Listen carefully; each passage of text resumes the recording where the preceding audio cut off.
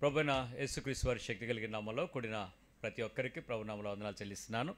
దేవుని యొక్క మాటను మన హృదయంలోనికి వెళ్ళటానికి తెరుచుకుందాం. హృదయాన్ని తెరుచుకుంటే తప్ప దేవుని మాటలు వినపడవు. బైబిల్ చెప్తుంది, ఆశ కలిగిన ప్రాణాన్ని ఎలా అయితే దేవుడు తృప్తిపరుస్తాడో చెవి కలిగిన వాడికి మాత్రమే వినిపించేలాగా మాట వస్తుందట.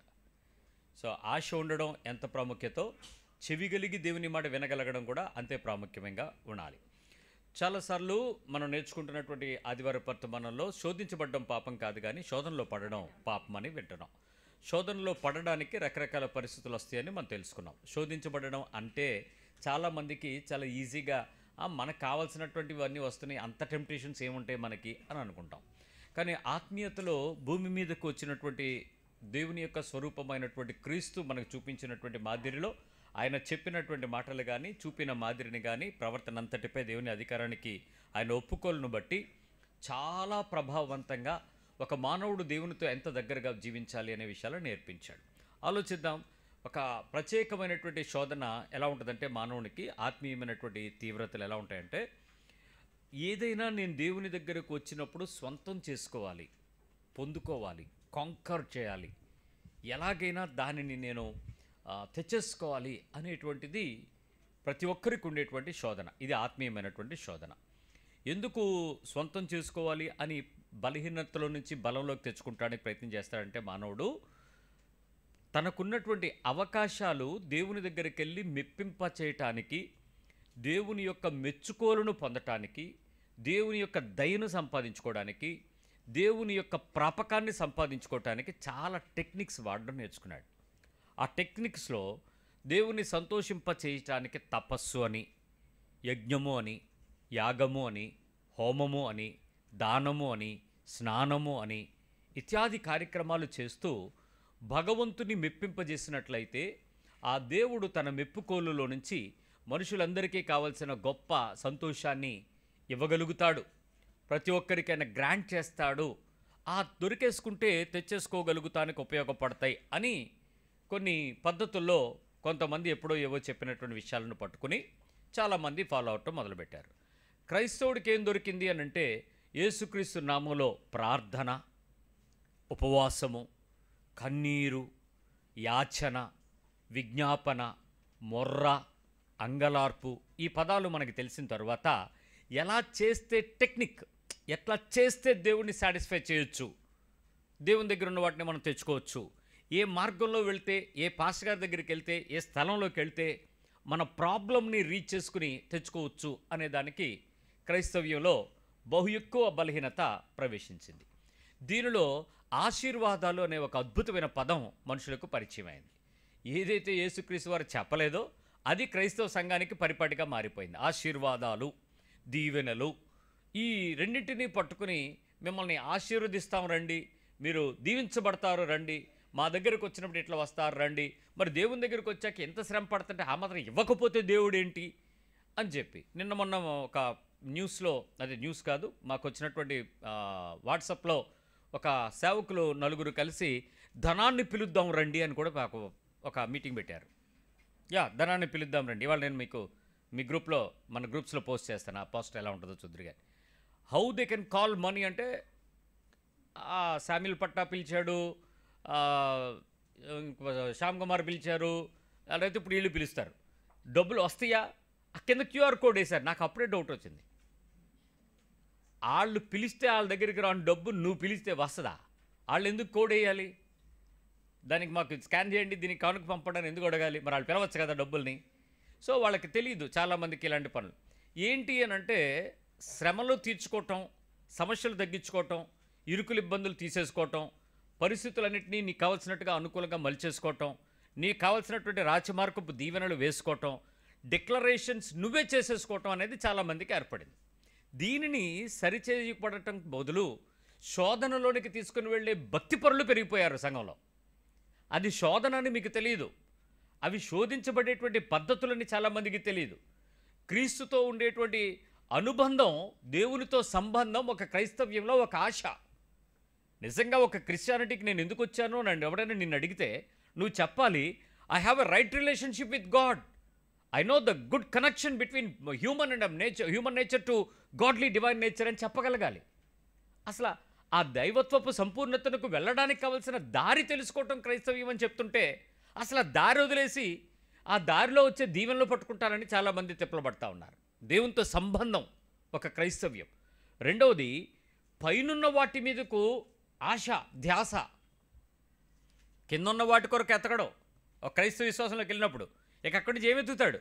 పైనున్న వాటి మీద ఆసక్తి కలిగి ఉంటాడు. ఏముంది పైన?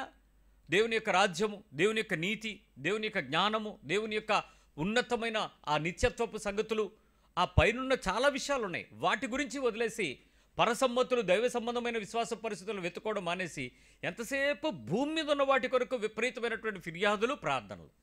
ప్రభువా, ఆవిడ నన్ను అలాగంది, దాని సంగతి చూడు. ప్రభువా, ఆడు అలాగన్నాడు, ఆ నోరు పడిపోయేలా చెయ్యి. ప్రభువా, నేను వెళ్తున్నాను ఇంటర్వ్యూకి, నువ్వు ఆ నోరు మూసి నాకు ప్రమోషన్ ఇచ్చేసి లిస్టులో సంతకం పెట్టించేయి. ప్రభువా, నేను వెళ్తున్నాను, ఆడి దగ్గర నుంచి నాకు కొత్త డాక్యుమెంట్ పుట్టి చట్టం శాసనాలు మారుస్తావు, దానిలకు మార్చావు, నాకు మార్చు. అంటే ఏం జరుగుతుంది ఇక్కడ? సో ప్రతి సందర్భంలో పైనున్న సంగతులు వెతకడానికి బదులు భూమి మీద నీ లైఫ్ ఇంకా లెక్క పెడితే temporary life of 60 years of span, 70-80 maximum. ఈ 70-60 ఏళ్లలో 40 ఏళ్ళు నీ జీవితం నీకు తెలియకుండానే పోతుంది.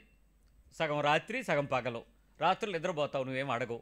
ఉన్న ఈ 40 years 80 years బతికితే 40 ఏళ్లలో నువ్వేమన్నా బతికావనంటే దానిలో 10 ఏళ్ళు బాల్యమేనయ్యే. ఈ ఉన్న 30లో లాస్ట్లో 20 రిటైర్మెంట్ లైఫ్ అయినాయి. ముసుకుని కూర్చోవటమే, ఎక్కడో చోట ప్లేస్ దొరికితే చాలు, నీకు కుర్చీ ఇస్తే చాలు.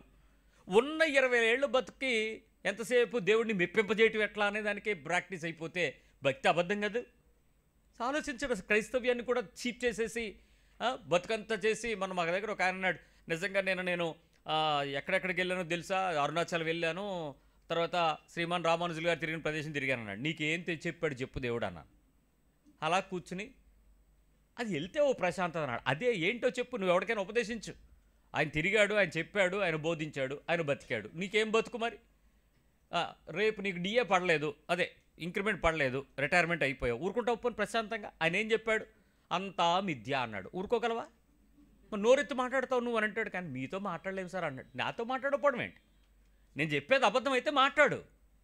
దేవుడి దగ్గరికి వెళ్ళావు అని అంటే నీకు ఒక స్వాంతం రావాలి, నీకు ఒక దైవ చింతన వల్ల నీకు ఒక జ్ఞానం వచ్చి సమస్తం కోల్పోయినా పర్వాలేదని ధీమా రావాలి. నువ్వు ఏ దేవుడి దగ్గరికి వెళ్ళావు? మరి కొండలు తిరిగటం ఏమొచ్చింది లాభం? ఆలోచించు. మూడోది, నిజమైన ప్రేమ యొక్క సాధన నాకు తెలియాలి క్రైస్తవ్యంలోకి వస్తే. That's my Dzire, real fruit of a love. 1 కొరింథీ 13లో ఉన్నటువంటి ప్రేమ యొక్క లక్షణాలను గుర్తుపెట్టి ఆ లక్షణ సాధన నాకు వచ్చి నిజంగా నా జీవితంలో ప్రేమ ఏంటి అని అంటే 13వ అధ్యాయంలో ఉన్నటువంటి అన్ని లక్షణాల్లోనూ ఒకదానికంటే ఒకటి మెరుగుగా పరిపూర్ణంగా నేను గెలిచానర్రా. దేవుని దగ్గరికి వస్తే తప్ప నాకు ఇది సాధ్యం కాలేదు. ఒకప్పుడు మూర్ఖము, ఒకప్పుడు పూర్వపు దినాలలో నేను హానికరుడు, హింసాకరుడు అని చెప్పి దేవుని చేత పట్టబడిన తర్వాత నా జీవితం ఇలా మారిందని చెప్పగలిగిన పరిపూర్ణ ప్రేమ యొక్క సాధక తత్వాలను బోధించినటువంటి ఆ పౌలు గారి జ్ఞానం ఏది? ఆ ప్రేమతత్వం యొక్క ఆ సంపూర్ణతను నువ్వు ఎక్కడ గెలిచావు చెప్పు? ఏంలో గెలిచారు? ఆ లక్షణాలు ఎంతవరకు వచ్చినాయి మనకి? సాధన అంటే అది. నేను నేర్చుకుంటున్నాను, ఈ వయసులో దేవుని దగ్గరికి వెళ్ళాను, ఈ వయసులో నుంచి ఇన్ని సంవత్సరాల నుంచి బయటకు వచ్చాను. నేను ఒక ఆయన చెప్తున్నాను నాకు, అయ్యగారు మరి నా చదువు అంతా హాస్టల్లోనే అయ్యిందండి అన్నాడు. ఏ హాస్టల్ అని అడిగా. ఏమన్నా BC welfare, SC welfare hostel ఏమన్నా? లేదండి, క్రిస్టియన్ హాస్టలేనండి, ఏఎంజీలో అయ్యిందండి. అవునా, వెరీ గుడ్. ప్రేయర్ అవుతుందంట కదా? ఉంటుందండి, ఆదివారం చర్చికి వెళ్తాం, సాయంత్రం ప్రేయర్ అవుతూ ఉంటుంది, పాటలు నేర్చుకున్నాం, వాక్యాలు నేర్చుకున్నాం, చాలా బాగా నేర్చుకున్నాం. ఎన్ని సంవత్సరాలు ఉన్నాం? అదేంటి సార్, నేను ట్రైనింగ్ బీఈడీ ట్రైనింగ్ అయింది అతను. బీఈడీ అయ్యేంత వరకు కూడా నేను అక్కడే చదివానండి. 1వ క్లాస్ నుంచి నేను ఏఎంజీ హాస్టల్లోనే చదివాను. So beautiful. సో ఖచ్చితంగా నువ్వు యేసుక్రీస్తుకు సంబంధించినటువంటి హాస్టల్లో పెరగడం వలన, దైవతత్వపు బోధనలు వినటం వల్ల, ప్రార్థనా జీవితాలు కలిగి ఉన్న ప్రదేశంలో పెరగడం వల్ల నీ ఆధ్యాత్మిక జీవితంలో, నీ గ్రాఫ్లో ఇంత స్పిరిచువల్ నర్చర్డ్ స్టూడెంట్గా ఉన్నావని నేను అనగలనా అని అడిగితే, ఊరుకోండి సార్, హాస్టల్లో పెరిగితే భక్తి వస్తాయి అన్నాడు. నేను అదే అంటున్నాను, నువ్వు భక్తి కలిగిన చర్చిలోకి వెళ్తే భక్తి వస్తుందా? మంచి క్రైస్తవ కుటుంబంలో పెరిగితే వస్తుందా? అలాంటప్పుడు హాస్టల్లో పెరిగితే కూడా రావాలి. రాలేదు, రాదు కూడా. అంటే మనం ఏం చేస్తున్నామంటే భక్తి తాలూకా పరాకాష్ట అయినటువంటి పద్ధతులను మనం తెలుసుకోగలిగాం తప్ప భక్తి యొక్క తీవ్రతల ఆశను పొందుకోలేకపోయాం. 4వది, నీలో ఎప్పుడైనా 2 కొరింథీ 5వ అధ్యాయం 17వ వచనం ప్రకారం ఎప్పుడైనా నూతన సృష్టి అనే అనుభవాన్ని చూసారా? మీలో ఎప్పుడైనా కొత్తగా మారిన ఫీలింగ్ ఉందో? ఒకసారి చూడండి వాక్యం ఏం చెప్తుందో. 2 కొరింథీ పత్రిక 5వ అధ్యాయము 17వ వచనం, కొరింథియన్స్ 2:5-17. కాగా ఎవడైనను క్రీస్తునందున్న ఎడల వాడు నూతన సృష్టి, పాతవి గతించెను, ఇదిగో క్రొత్తవాయెను, ఇదిగో క్రొత్తమాయను, సమస్తమును దేవుని వలనైనవి. ఆయన మనలను క్రీస్తు ద్వారా ఎవడైనా క్రీస్తునందున వాడేవాడు నూతన సృష్టి, పాతవేమైనా గతించెను, ఇదిగో అన్ని ఏమైపోయాయి, కొత్తవై అయిపోయాయి. నీలో ఎప్పుడైనా క్రీస్తునందు ఉన్నాను, ఇన్ని సంవత్సరాలు అయిపోయింది, పలానా పెద్ద ఆయన దగ్గర బాప్తిజం తీసుకున్నాను, పలానా చర్చికి వెళ్ళిన తర్వాత నాకు అంతా బాగుంది, మేము ఇల్లు కట్టుకున్నాం, పిల్లలు వచ్చారు, కారు కొనుక్కున్నాం, 2 కార్లు వచ్చినాయి, ఇప్పుడు మా పిల్లోడు కూడా కారు కొందాం అనుకున్నాం, మీ దగ్గరికి అందుకే వచ్చాం, ఏదో ప్రార్థన. సో నీ లైఫ్ అంతా ఎర్త్లీ ఫ్లరిష్మెంట్ చాలా బాగానే ఉంది. నూతన సృష్టిగా ఎక్కడ మారావు? నీ శరీరంను దేవునిలోకి వచ్చి నేను నూతనంగా మారానండి, ఈ విషయంలో నా మార్పు చెందానండి అని ఏదైనా చెప్తే నేను ఇప్పటికీ సిగ్గుపడే సంగతులు, అతిశయపడే సంగతులు వింటాను. సిగ్గుపడే సంగతి. నేను ఇప్పుడు చాలా భక్తిలో ప్రార్థనలో ఎదుగుతున్నాను అంటే సిగ్గు కదా అది. ప్రార్థనలో ఎదగటం ఏంటి? ఒక ప్రార్థనలు ఎదుగుతావా? విశ్వాసంలో ఇంక ఎదగలేదా? నిరీక్షణ నీకు తెలీదా? వాక్యంలో ఎదగవా? ప్రేమ పరిపూర్ణతకు నువ్వు ఇంకా అంటే ప్రార్థనలో ఎదుగుతున్నాను, ఇప్పుడిప్పుడే నాకు వాక్యం తెలుసు. మరి ఇప్పుడు వరకు ఏం తెలిసింది మరి నీకు? దేశదిమ్మరవా నువ్వు? సంఘానికి వచ్చి నేర్చుకునేది ఏంటి మరి? ఇన్ని సంవత్సరాలు పుట్టుతా బైబిల్ పట్టుకున్నావు, మళ్ళీ ఏమన్నా బోల్డ్ సాక్ష్యాలంటే మనకి ఎనలేనన్ని సాక్ష్యాలు చెప్తారు. ఏంటి నూతన సృష్టి అనే ఫీలింగ్ ఏంటి నీలో? పాతవు పోయే కొత్తగా ఎలా వచ్చినాయి? ఏ విషయాల్లో చెప్పగలరు మీరు? అది కదా క్రైస్తవ్యంలో ఆశ. పూర్వం ఇలా ఉన్నాను, ఇప్పుడు ఇలా మారాను, ఒక కొత్తతనం చెప్పండి. ఇదిగో దిస్ వాజ్ ఐ చేంజ్ అని చెప్పండి ఒకటి. తర్వాత హృదయ శుద్ధి కాదు దేవుడు కోరుకునేది. క్రైస్తవ విశ్వాసంలో అతను ఎదుర్కోవాల్సింది ఏంటి? హృదయ శుద్ధి కలిగిన వారు ధన్యులు వారు. సో నువ్వు దేవునిని చూడటానికి కావలసినటువంటి హృదయాన్ని శుద్ధిపరుచుకునేటువంటి అనుభవానికి ఎఫ్సి పత్రిక 4వ అధ్యాయంలో 23వ వచనంలో చెప్తాడు. ఎఫ్సి పత్రిక 4వ అధ్యాయం 23వ వచనం, ఎఫిషియన్స్ 4:23 చూడండి. మీ చిత్తవృత్తి యందు నూతన పరచబడిన వారై. దేనిలో నూతన పరచబడాలి? చిత్తవృత్తి. మీ సెల్ఫ్ విల్, మీరు దానిలో ఆ సెల్ఫ్ విల్ కలిగినటువంటి స్ట్రాంగ్ విల్ అయినటువంటి నీ హార్ట్ చేంజ్ అవ్వాలి. నా హార్ట్ చాలా సెల్ఫ్ విల్ కలిగింది. నేను ఎప్పుడు స్థిరమైన మనసు కలిగిన వాడిని, స్థిర నిర్ణయం కలిగిన వాడిని, స్థిర ఆలోచన కలిగిన వాడిని. నన్ను ఎవడు వినడు, నేను ఎప్పుడు వినను, మారను. అలాంటి కఠిన స్వభావం కలిగినటువంటి ఒక మనిషి ఆ సెల్ఫ్ విల్ని చేంజ్ చేయగలిగింది వాక్యమై ఉండాలి. అందుకే మీ చిత్తవృత్తి యందు నూతనపరచబడాలి. Adam self willed man, Jesus God's willed man. Adam సొంత చిత్తం చేయడానికి ఇష్టపడినవాడు, యేసుక్రీస్తు దేవుని చిత్తం చేయడానికి ప్రయాసపడినవాడు, ఒప్పుకున్నవాడు, విధేయత చూసినవాడు, చచ్చిపోయినవాడు. ఆ చిత్తవృత్తిలో నూతనపరచబడాలి. నీలో ఆ హృదయము శుద్ధిపరచబడిన అనుభవానికి వచ్చేసేయాలి. 6వది నీ శరీరాన్ని పాపేచ్ఛల నుంచి చంపడం కదా నేర్చుకుంటాం. శరీరానికి కలిగినటువంటి అనేక బలహీనతలు ఉన్నాయి. దానిలో పాపపు నియమం ఉంది, శరీర నియమం ఒకటి ఉంది. శరీర నియమము పాప నియమమునకు నీ శరీరం లోబడిపోతూ ఉంటుంది. శరీర నియమం ఏంటి? అందరూ ఏమనుకుంటారో ఇది శరీర నియమం. పాప నియమం ఏంటి? ఎవడేమనుకుంటే ఏంటి? నీకు నచ్చింది చెయ్యి, తర్వాత క్షమాపణ అడుగుదాం, ప్రభు వాళ్ళ దగ్గరికి వెళ్దాం, చర్చికి వెళ్దాం, కన్ఫెస్ బాక్స్లో దూరుదాం, తండ్రి నన్ను క్షమించని చెప్పేద్దాం, లేకపోతే రోజు ఫాస్టింగ్ ఉండి ఏడిచేద్దాం, చేయాల్సింది చేసేద్దాం. పాప నియమం. పాప నియమమునకు స్వంత ఇచ్చ కలిగించేటువంటి శరీర నియమానికి నువ్వు లోబడిపోతున్నప్పుడు నీ ప్రాణము దానివైపు ఇంక్లైన్ అవ్వకుండా దాన్ని బయటికి తీసుకొచ్చి నా ప్రాణమా దేవుని కొరకు బతుకు అని చెప్పగలగడం కదా క్రైస్తవ్యం, క్రీస్తుల ఆశ, క్రీస్తుల నిరీక్షణ. ఆఖరిది 12:2 రోమపత్రిక, లోక మర్యాదలను వెంబడించక దేవుని చిత్తాన్ని పరీక్షించి తెలుసుకుని దానిలో మారాడు. ఎందుకు? మీరు ఈ లోక మర్యాదను అనుసరించక ఉత్తమమును అనుకూలమును సంపూర్ణమునయ్యున్న దేవుని చిత్తమేదో పరీక్షించి తెలుసుకున్నట్లు. ఖచ్చితంగా దేవుని చిత్తాన్ని తెలుసుకునేటట్లు లోక మర్యాదను వెంబడించకండి, మనసును మార్చుకోండి, రూపాంతరం చెందుకోండి. ఇప్పుడు బైబిల్ దగ్గరకు వచ్చి ఇన్ని వేల సంవత్సరాలు అయిపోయిన క్రైస్తవ్యంలో మారినటువంటి వాళ్ళని చూస్తేనేమో వేళ్ల మీద లెక్క పెట్టచ్చా? మారిపోతున్నారు అని చెప్పి భయపడుతున్నటువంటి ప్రభుత్వాలు సైతం, ఎంత ప్రభుత్వాలు భయపడుతున్నాయంటే ఈరోజు చాలామందికి ఆశ్చర్యకరమైన సంగతులు.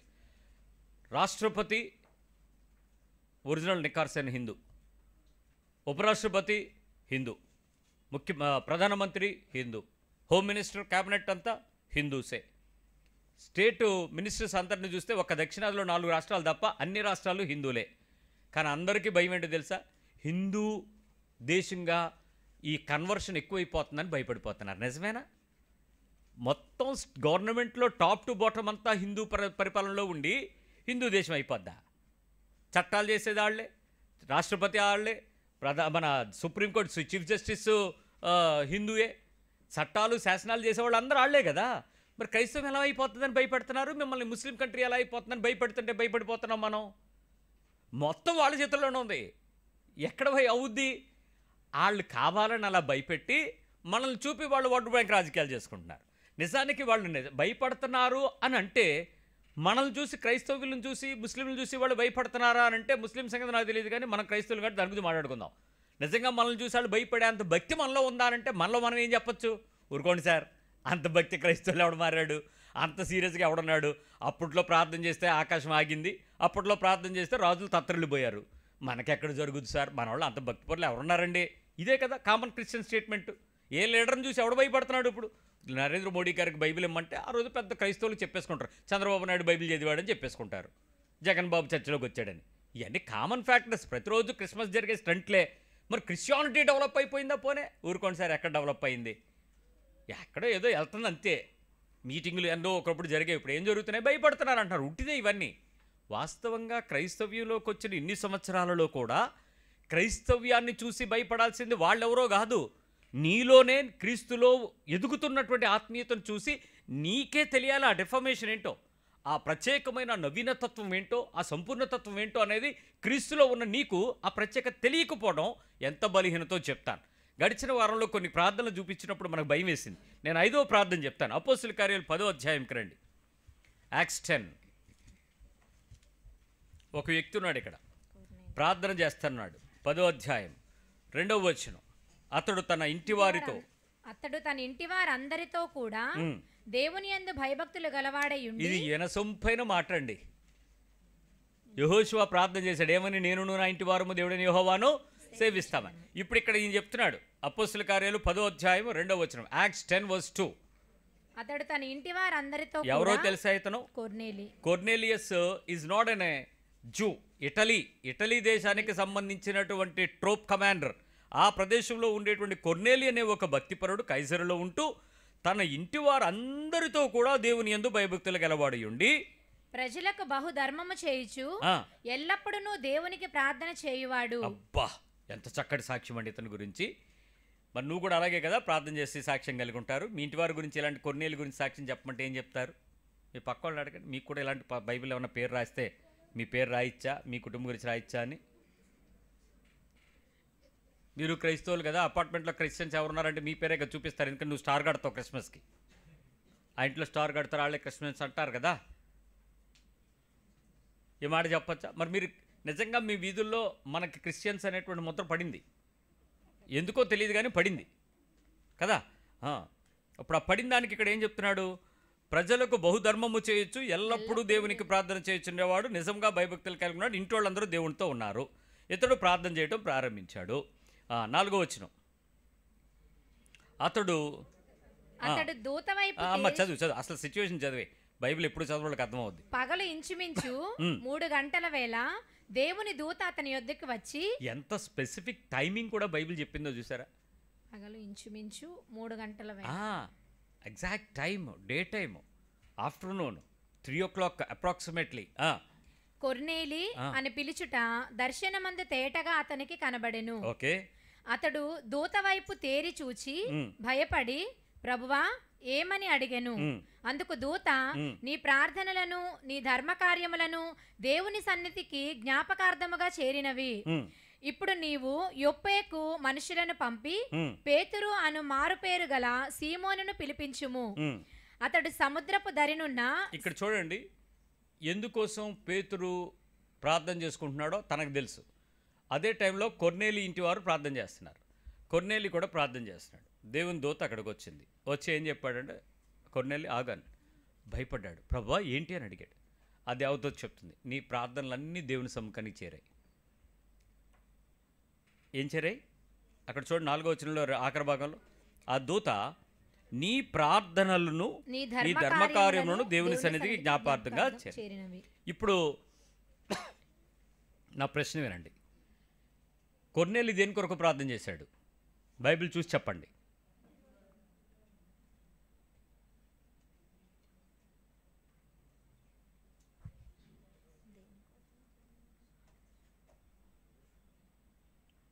దేని కొరకు ప్రార్థన చేస్తుంటాడు? What for he pray to God? అప్పులా, జబ్బులా, ప్రమోషనా? ఆల్రెడీ ఇప్పుడు శతాధిపతి, అక్కడి నుంచి హస్రాధిపతి అవ్వాలి. ఏదమ్మా? ప్రజల కోసమా?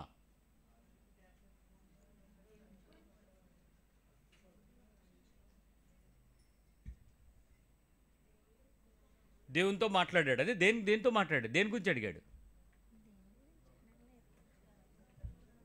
మీరు అధ్యాయం అంతా చదవండి, చాలా విషయాలు అదే విషయాల్లో మెన్షన్ చేయబడ్డాయి. నీ ప్రార్థనలు దేవుని సముఖమునకు చేరాయి, నీ ధర్మకార్యాలు దేవుని సన్నిధికి జ్ఞాపకార్థంగా చేరాయి అని చెప్తున్నాడు. చెప్పి ఏం చేశాడో తెలుసా దేవదూత? నీవు ఏదైతే కోరుకుంటున్నావో, దేనికైతే ప్రార్థన చేస్తున్నావో, దేనికైతే అడుగుతున్నావో, దేని గురించి అయితే ఏడుస్తూ దేవుని సన్నిధిలో కూర్చుంటున్నావో, దేని కొరకైతే నీ ధర్మకార్యాలు చేస్తున్నావో, అవన్నీ విని దేవుడు నన్ను పంపించాడు నీ దగ్గరికి. నువ్వు ఏదైతే ఆశపడుతున్నావో దాన్ని తీర్చడానికి దేవుడు నీకు సహాయం చేయాలనుకుంటున్నాడు కొర్నేలి. దానికి నేనైతే డైరెక్ట్గా వెళ్ళిపోయి ప్రజలందరికీ నీకు కనపడినట్టు నేను కూడా కనపడి యేసుప్రభుని నమ్ముకో, విశ్వాసం ఉంచి అని చెప్పేయగలను. కానీ నేను అలా చెప్పాలనుకోవట్లా. కానీ నీకు సహాయం చేయటానికి, నీ ప్రార్థన విన్న దేవుడు నీకు సహాయం చేయడానికి నన్ను పంపాడు. యొప్పేలో పేతురు ఉన్నాడు.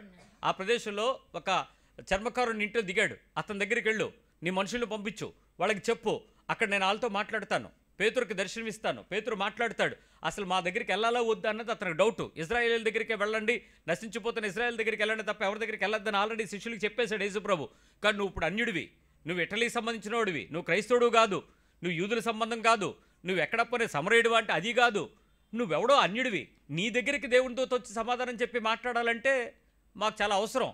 కాబట్టి అవసరమైనటువంటి ఆ క్రైస్తవ్యం బయటికి వెళ్ళిపోతుందని మేము అనుకోకుండా నీ దగ్గరకు వచ్చి నీతో మాట్లాడాలి అని అంటే నేను ఆ మనిషిని పంపిస్తా, నువ్వు వెళ్ళు, ఇది దేవుడు చేయమని చెప్తున్నాడు అని చెప్పి అక్కడికి పంపించాడు. ఇప్పుడు దేవదూత ఇక్కడికి వచ్చి మాట్లాడాడు. అక్కడికి వెళ్ళి మాట్లాడి వెళ్ళిపో అంటే సరిపోను కదా, మధ్యలో వీళ్ళు అక్కడికి వెళ్ళడం ఏంటి, అక్కడ మళ్ళీ అతను ఒప్పుకోవడం ఏంటి, అతనితో మళ్ళీ వెనక్కి రావడం ఏంటి, ఏంటి ఇదంతా? రాగలిగిన దూత వచ్చేసినప్పుడు వాళ్ళు మార్చేస్తే అయిపోయింది కదండి. కానీ ఏం ప్రార్థన చేస్తున్నాడో తెలుసా? అతను తన ప్రజల రక్షణ కొరకు ప్రార్థన చేస్తున్నాడు. తన ఇంటివారు కొంతమంది ఉన్నారు, అయ్యా నేను యేసుప్రభుని రక్షకుడిగా అంగీకరించా, నా ఇంటి జనము లేరు, వాళ్ళ విషయంలో నువ్వు సహాయం చేయి, వాళ్ళతో నువ్వు మాట్లాడు, వాళ్ళతో నేను మాట్లాడి తప్పుకోరు, ఈడేదో మతం మారాడు అనుకుంటున్నారు, ఈడేదో మా కులం తప్పిపోయాడు అనుకుంటున్నారు. కానీ ఇప్పుడు నేను అలా కాదు, నిజంగా నేను యేసుప్రభు రక్షకుడని ఒప్పుకొని నా హృదయపూర్వకంగా నా జీవితాన్ని అప్పగించుకున్నా. కానీ నా ఇంటి వాళ్ళు కొంతమందికి ఇంకా ఆ రకమైన మైండ్ లేదు. కానీ దయచేసి నువ్వు చెప్పించు బాబో అని ప్రార్థన చేస్తున్నాడు. మీరు 31వ వచనంకి రండి. కొర్నేలి, నీ ప్రార్థన వినబడెను, నీ ధర్మకార్యములు దేవుని సముఖమందు జ్ఞాపకం ఉంచబడి ఉన్నవి కనుక నీవు యొప్పేకు వర్తమానము పంపి పేతురు అనే మారుపేరు గల సీమోనును పిలిపించుము, అతడు సముద్రపు ధరనున్న చర్మకారుడైన సీమోను ఇంట దిగి ఉన్నాడని నాతో చెప్పెను. వెంటనే నిన్ను పిలిపించి తిని, నీవు వచ్చింది మంచిది, ప్రభువు నీకు ఆజ్ఞాపించినవని వినుటక ఇప్పుడు మేమందరము దేవుని ఎదుట ఇక్కడ కూడి ఉన్నామని చెప్పాను. అందుకు పేతురు నోరు తెరిచి ఇట్లను. ఇక్కడ దేవుడు మాట్లాడటం ప్రారంభించాడు. పేతురు 34వ వచనం నుంచి 43వ వచనం వరకు మాట్లాడాడు. 44లో అద్భుతం జరిగింది. ఏం జరిగింది? 44 మాటలు ఇంకా చెప్పుచుండగా అతని బోధ విన్న వారందరి మీదకి పరిశుద్ధాత్మ దిగెను. సున్నతి పొందని వారిలో పేతురుతో కూడా వచ్చిన విశ్వాసులు అందరూ పరిశుద్ధాత్మ వరం అన్యజనుల మీద సైతం కుమ్మరించడం చూచి విభ్రాంతి నొందిరి. ఇక్కడ అతని ప్రార్థన ఏంటో తెలుసా? చాలా మంది జనులు యేసుక్రీస్తుని అంగీకరించని తెలియనటువంటి ప్రజలు అక్కడ ఉంటే వాళ్ళందరి కోసం దేవుని యొక్క మాట బోధించడానికి ఎవరినైనా పంపు బాబో అని ఏడుస్తుంటే అక్కడ మాట్లాడితే అక్కడికి వెళ్ళాడు అతను. ఇప్పుడు కొర్నేలి ప్రార్థన డబ్బుల గురించి కాదు, ప్రమోషన్ గురించి కాదు, ఇంకేదో జీవితంలో విజయం కోసం కాదు, అతనికి కావాల్సినటువంటి భౌతిక సంబంధమైన విషయాలు కాదు. ఏంటి అతనికి కావాల్సిన నొప్పి? అతని కుటుంబము వారి యొక్క రక్షణ, తన సొంత ప్రజల యొక్క రక్షణ. నీ రక్షణ కూడా అదే కదా, నీ ప్రార్థన కూడా అదే కదా రోజు. అవునా? మీ ప్రేయర్ రిక్వెస్ట్లు ఏంటి? రిక్వెస్ట్లు ప్రేయర్ రిక్వెస్ట్లు ఏంటి? మీ ప్రేయర్ రిక్వెస్ట్లు ఏంటి చెప్పండి. మా అమ్మాయికి ఎంసెట్లో సీటు, అదే మెడిసిన్ కౌన్సిలింగ్ సీటు, ఇంకా మీ అబ్బాయికి ట్రంప్తో మార్పించేసే చట్టం, శాశ్వతంగా అక్కడ అడిగేదో కూర్చోబెట్టేసేలాగా నీ కొడుకుని ట్రంప్ పక్కన సీట్ వేయించమని, లేకపోతే ఎలన్ మస్క్ ఇంట్లో సీట్ వేయించమని. ఏంటి మీకు మీ ప్రార్థనలు ఏంటి? సోది ప్రార్థనలు. మీరు చెప్పేవన్నీ భూ సంబంధమైన. పిల్లలు దేనికో ప్రార్థన చేస్తాడు చెప్పండి, దివారాత్రాలు. నీకు ఒక్కడినివ్వడం చేత కాదా? ఒక్కడినివ్వడం అవ్వదా? నీకు దయ్య లేదా? ఎంత దీనమో ప్రార్థన అంటే. మరి ఈతను ప్రార్థన ఏంటి? దేవదూత రావాల్సిన అవసరం ఏంటి? వాళ్ళందరి దగ్గరికి వచ్చి పేతురు మాట్లాడడం ఏంటి? వారందరి మీదకి పరిశుద్ధాత్మ దిగి రావడం ఏంటి? అసలు అన్యులని చెప్పడం ఏంటి? ఏం జరిగింది ఒక తెలుసా? నేను కూడా మీటింగ్లకి వెళ్ళాలన్నా, ఎక్కడికైనా వెళ్ళి వాకింగ్ చెప్పాలంటే చాలా బాధపడిపోయేవాడిని. నాకు తెలిసేది కాదు. వెళ్తే అక్కడ ఏమవుద్దో, ఎలా మాట్లాడాలో నాకు అసలే మాట తీరు రాదు, ఎందుకు వచ్చిన గొడవ అని చెప్పి సైలెంట్గా నా సంఘాన్ని నేను చేసుకుంటూ వెళ్తుంటే, ఒకరోజు దేవుడు రాత్రి ఈ విషయాలన్నీ ఎక్స్ప్లెయిన్ చేసుకుంటూ వచ్చాడు. ఇదిగో మరి ఆ ప్రదేశంలో ఆ ప్రజలకు రక్షణ కావాలని నేను కోరుకున్నాను కదా, వాళ్ళకు బోధించడానికి కదా నేను ఇక్కడి నుంచి ఇక్కడికి వెళ్ళి చెప్పమని చెప్పాను. అప్పుడు పేతురు వెళ్ళాడు కదా, మరి నువ్వెందుకు వెళ్ళవు అని అడిగాడు. ప్రభువా నేను వెళ్తాను, అన్యజనులు అని చెప్పి కూర్చోబెడుతున్నారు, వాళ్ళు అక్కడికి వెళ్ళిన తర్వాత చూస్తే అక్కడ అందరూ క్రైస్తవులే. ఎక్కడైనా మీరు సువార్త ఉజ్జీవ సభల్లో క్రైస్తవులు ఉంటారా, బన్యులు ఉంటారా? క్రైస్తవులు ఉంటే క్రైస్తవులకు సువార్త ఎందుకు? మరి అన్యులు ఉండాలి కదా. అన్యుల సభ ఏమైనా ఒకటైనా కనపడద్దా? ఉండదే. మరి అలాంటప్పుడు నేను ఎందుకు ప్రభువా? మళ్ళీ నేను లాజిక్ దేవునికి. అప్పుడు ప్రభు మాట్లాడాడు, నువ్వు మాట్లాడబోయేది క్రైస్తవులకే సువార్త, కాబట్టి నువ్వు అందరికీ వెళ్ళి సువార్త ప్రకటించడానికి నీ నోరు ఉపయోగించదు. కానీ నేను ఎవరైతే క్రైస్తవ విశ్వాసంలో ఉన్నాడో వాడి క్రైస్తవ విశ్వాసాన్ని రేపడానికి, బలపరచడానికి, స్థిరపరచడానికి, వాడిని హెచ్చరించడానికి నీ నోరు వాడుకుంటాను. కాబట్టి నువ్వు వెళ్ళాలి అని చెప్పి అప్పుడు నన్ను పంపించాడు ఒక చోటకి. ఇప్పుడు ఈరోజు ఎక్కడికైనా వెళ్ళాలని మేము వారం రోజులు మంచి మీటింగ్లు ఏంటంటే, నేను పనికిరాను రా నీ మీటింగ్లు, నేను రానని చెప్పి మా చర్చిలో వాళ్ళని బలపరచుకోవడానికంటే నేను వస్తాను. మా సంఘాన్ని హెచ్చరించడానికి, మా సంఘాన్ని బలపరచుకోవడానికి, మా సంఘానికి క్రీస్తులో నిలబెట్టడానికి తప్పకుండా వస్తాను బ్రదర్. ఎందుకంటే ఓపెన్ మీటింగుల్లో నేను వెళ్ళి మాట్లాడితే ఆ తర్వాత చర్చోళ్ళు, చుట్టుపక్కల వాళ్ళు ఆయన అలా బోధిస్తున్నాడు మీరు ఎందుకు ఎలా ఉన్నారని అడుగుతారు. ఆయన అలా చెప్పాడు బైబిల్లో చూపించి మీరు ఎందుకు ఎలా ఉన్నారని అడిగితే మళ్ళీ మీరే తలదించుకొని నన్ను పిలవడం మానేస్తారు. దేవుని నామానికి అవమా. సో అలా కాదు. సో నీ హృదయంలో కొన్నేళ్ళు ఇలాంటి ప్రార్థనలే నడుస్తున్నాయా ఈరోజు మీ ఇంట్లో? ఎంత టైము మీరు మీ కుటుంబ వారి యొక్క పరిపూర్ణమైన రక్షణ కొరకు ప్రార్థన చేస్తున్నారు? మీ ఇంట్లో వాళ్ళు మాట్లాడదు, మీ ఇంట్లో వాళ్ళు ఒకళ్ళిద్దరు ఉంటారులేండి అటు ఇటు ఉండేవాళ్ళు. మరి క్రీస్తులో ఉండేటువంటి వారి విషయంలో అతను చేసినటువంటి ప్రార్థనాశక్తేనా? ఇప్పుడు శోధించబడే ప్రార్థన ఏంటి చెప్పండి? నీ ఇంట్లో వాళ్ళ రక్షణ గురించి మనకు అసలు చాలా చీకు చింత లేదు. మీ స్వగ్రామం రక్షణ గురించి మీకు చీకు చింత లేదు. మీ తల్లి ఇంటి వారి రక్షణ లేదు. మీ తండ్రి ఇంటి పేరిట వాళ్ళ రక్షణ లేదు. ఎవరో చర్చికి వెళ్తున్నారా లేదా? వెళ్తే చాలు, వెళ్ళిపోయారు కదా, యేసుప్రభుని నమ్ముకున్నారు కదా. అలాగా మన కొన్నేళ్ళు అలా అనుకున్నాడా?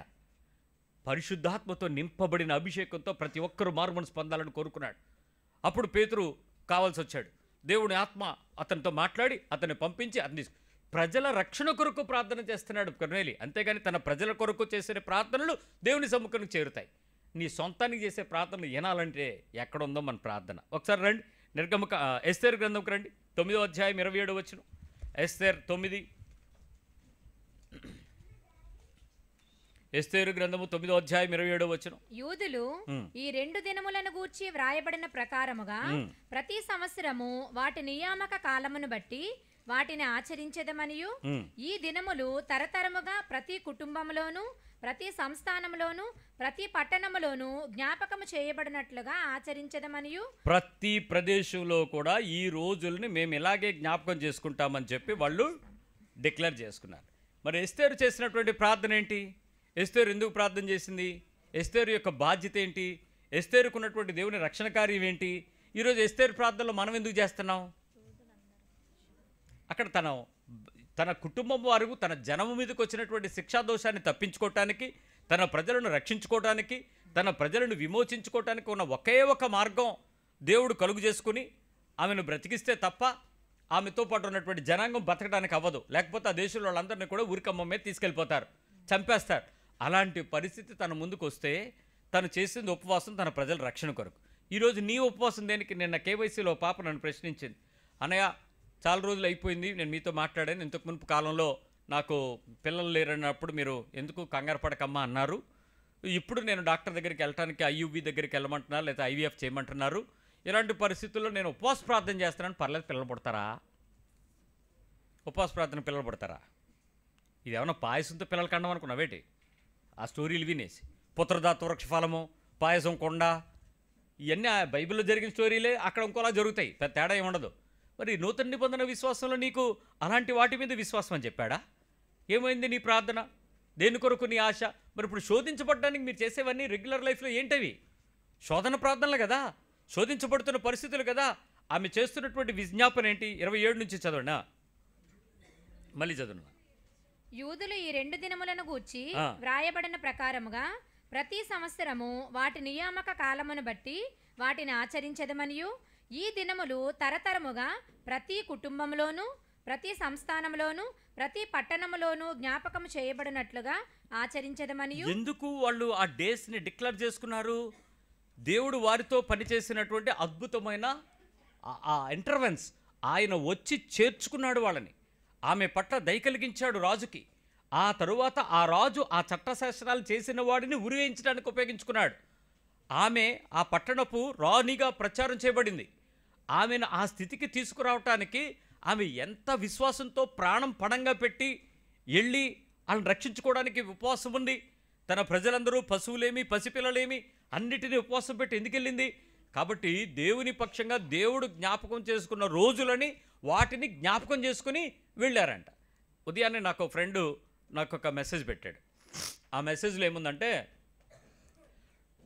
చనిపోయాను, దేవుడు నన్ను బతికించాడు, ఈ రోజుని బట్టి నేను చాలా హృదయపూర్వక కృతజ్ఞతలు చెల్లిస్తున్నాను అని ఫోటో పెట్టాడు. నాకు అర్థం కాలే, ఇటు చచ్చిపోయాడు బతికాడంటే బహుశా ఏదో అయ్యి ఉంటుంది, ఏ డెంగ్యూనో. ఈ మధ్య అందరికీ డెంగ్యూ కామన్ కదా, ప్లేట్లెట్ పడిపోతున్నాయి, హాస్పిటల్కి వెళ్ళిపోతున్నారు, మీరు ఎవరో ఒకళ్ళు ప్రార్థన చేసి కాను కూడా పంపించేస్తున్నారు. వాళ్ళు చేశారో చేయలేదో తెలియదు కానీ మీరు తిరిగి బతికి బట్టకట్టేస్తున్నారు, కృతజ్ఞతలు అన్నీ జరుగుతున్నాయి. అట్లాగే ఏదో అయ్యి ఉంటుంది అనుకుని మధ్యాహ్నం వరకు కూరుకున్నాను. ఇందాక వచ్చే ముందు జస్ట్ మామూలుగా టెక్స్ట్లోని కంగ్రాచులేషన్స్ అని పెట్టాను. పెడితే ఆడన్నాడు, ఎందుకు పెట్టావు కంగ్రాచులేషన్స్ అన్నాను. అదే నువ్వు చచ్చిపోయి బతికావని చెప్పావు కదా అని అంటే, లోకంలో చనిపోయి 1 సంవత్సరం గెలుచుకున్న రోజు ఇది అన్నాడు. అంటే ఏంటంటే ఆ రోజు బాప్తిజం తీసుకున్న రోజు. మీలో ఎంతమంది గుర్తుంది?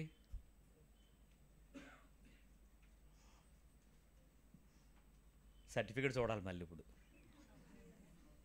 సగం మందికి ఆ రోజే గుర్తులేదు.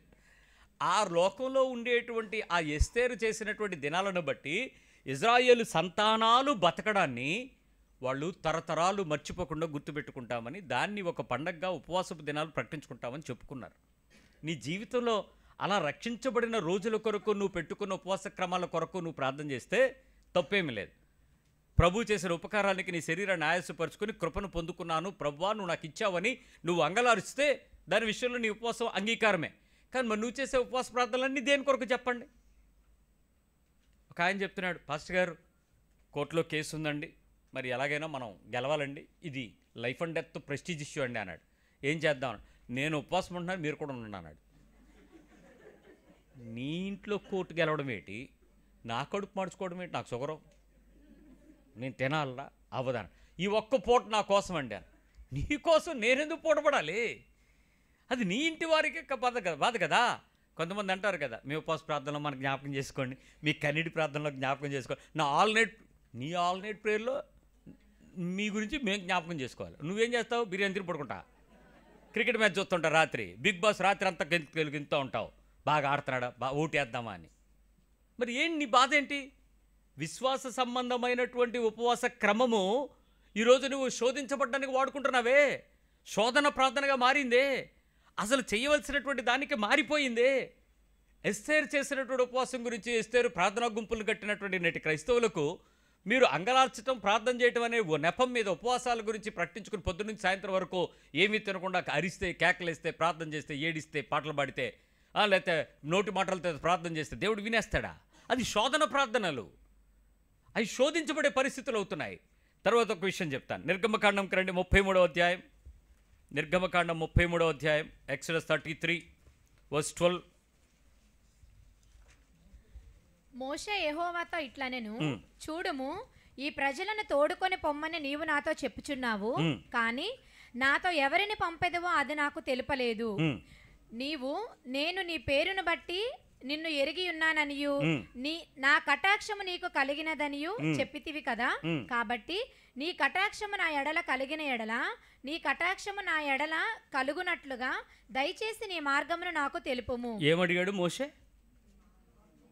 నువ్వు నాతో చెప్తున్నావు, నా పేరును బట్టి నీకు తెలుసు అంటున్నావు, నా కింద నీ కటాక్షం కలిగింది అంటున్నావు దేవా, అంతవరకు బాగానే ఉంది.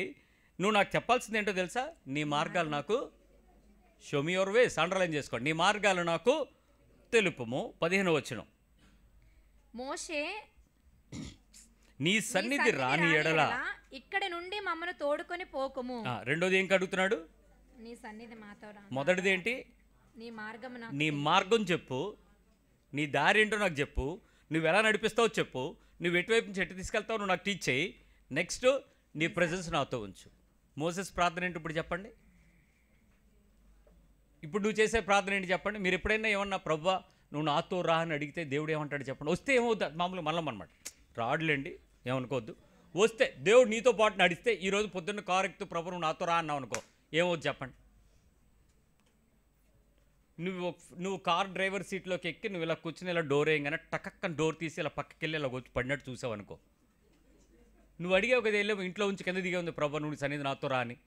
నువ్వు దిగంగానే టక్కన డోర్ తీసుకుని టక్కన డోర్ పడింది. అప్పుడు నీకేం అర్థం అవ్వాలి? ప్రభువా థ్యాంక్ యూ, నా పక్కన కూర్చున్నావా, యువర్ ఇన్విజిబుల్ గాడ్, నువ్వు మాతో కుటుంబ సభ్యుడు అయి ఉన్నావు, నువ్వు మాతో ఉన్నవాడు అనువాడు నడుచువాడు, ఇప్పుడు మాతో వచ్చావు, నీ సన్నిధి నాకు తోడుగా. I love you lord, come on let's go start, ఓకేనా, రెడీ, నేను బయలుదేరుతాను అని చెప్పి స్టార్ట్ చేయి.